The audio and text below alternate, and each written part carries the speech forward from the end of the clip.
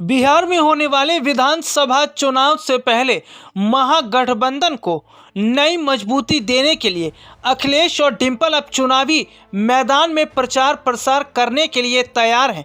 जी हां, अपने दर्शकों को बता दें कि बिहार चुनाव से पहले अखिलेश यादव और डिंपल यादव को लेकर बड़ी खबर सामने आई है कि कैसे बिहार चुनाव में प्रचार को धार देंगे अखिलेश और डिंपल। बिहार विधानसभा चुनाव में एनडीए वर्सेस इंडिया गठबंधन की चुनावी लड़ाई अब बेहद दिलचस्प होने जा रही है, जहां एक तरफ यूपी के सीएम योगी आदित्यनाथ चुनाव प्रचार में कूद पड़े हैं, तो वहीं समाजवादी पार्टी के मुखिया भी बिहार चुनाव प्रचार को धार देने बिहार पहुंच रहे हैं।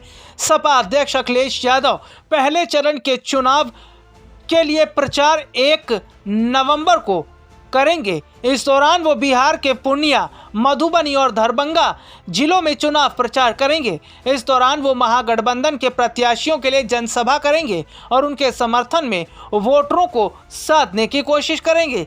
सपा अध्यक्ष के साथ उनकी पत्नी और मैनपुरी से सपा सांसद डिंपल यादव भी चुनाव प्रचार के लिए आ सकती हैं। अखिलेश यादव 3 दिन तक बिहार दौरे पर रहेंगे। इसके अलावा वो 2 और 3 नवंबर को भी इन जिलों में अलग अलग जगहों पर जनसभाएं कर सकते हैं। इंडिया गठबंधन के समर्थन में उनकी बड़ी बड़ी जनसभाएं और रोड शो करने का प्लान है। समाजवादी पार्टी की ओर से बिहार विधानसभा चुनाव में स्टार प्रचारकों की लिस्ट भी जारी कर दी गई है।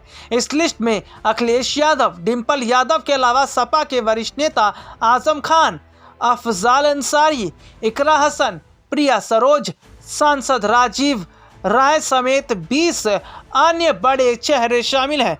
बता दें कि बिहार विधानसभा चुनाव की सभी 243 सीटों पर 2 चरणों में चुनाव हो रहा है।